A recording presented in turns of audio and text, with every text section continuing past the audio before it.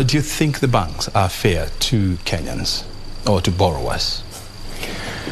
Oh, Brian, that's a tough question. It is not tough because you're a banker, you represent the banks. Yes, but I think we need to look at the evolution as well, the history. Mm-hmm. You remember there was a time when we had a law that was passed in this country to try to control the interest rates and the effects that it had.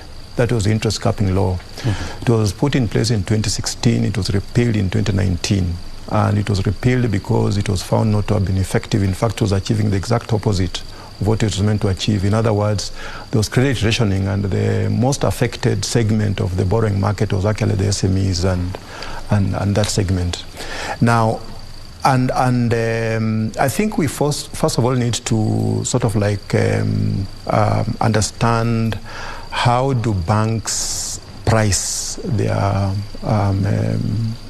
the facilities. Mm-hmm. There are a number of factors that need to be considered. Just like any other business, the first thing you do is to cover your costs, mm-hmm. and then you also include some profit for the shareholder, because the shareholder is putting his funds at risk, and therefore he needs a fair return for that.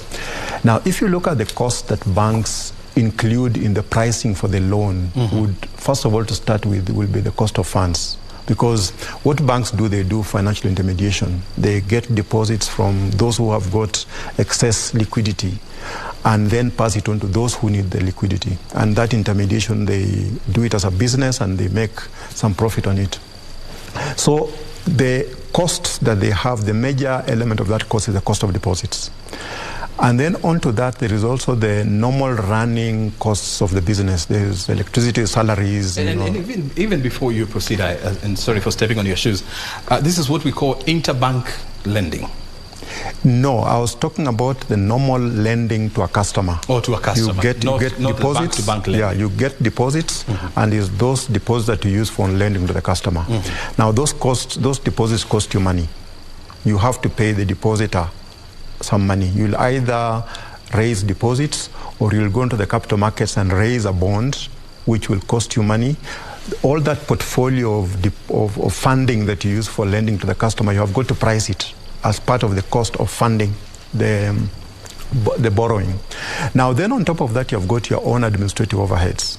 Running the business, salaries, electricity, maintenance of buildings, putting in place the necessary infrastructure, all that will cost you. Security, so you put an administrative overhead on that loan on top of the cost of a deposit. Mm-hmm. Now, on top of that, there is always the possibility that when that money leaves your door, it may never come back.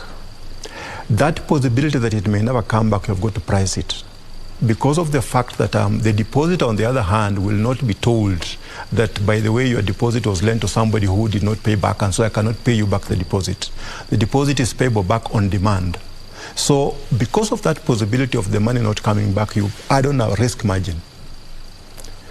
And then the fact that the shareholders have put money into this business. This is what you call the credit insurance. That is the credit risk margin that you add on. Which is about 1%? Well, the credit risk is another issue that we can discuss, because there is a whole framework that has been put in place, driven by central bank, to ensure that there is an element of matching the risk to that risk margin. So then on top of that, there's also an element of profit, which a shareholder has put in money into the bank, mm-hmm. he expects some fair return. So what I was trying to show is the various elements that go into pricing a loan from the borrower mm-hmm. perspective. So there is cost of funding, there's administrative overhead, there is a credit risk margin, and there's an element of profit on that. And there's also the element of taxes.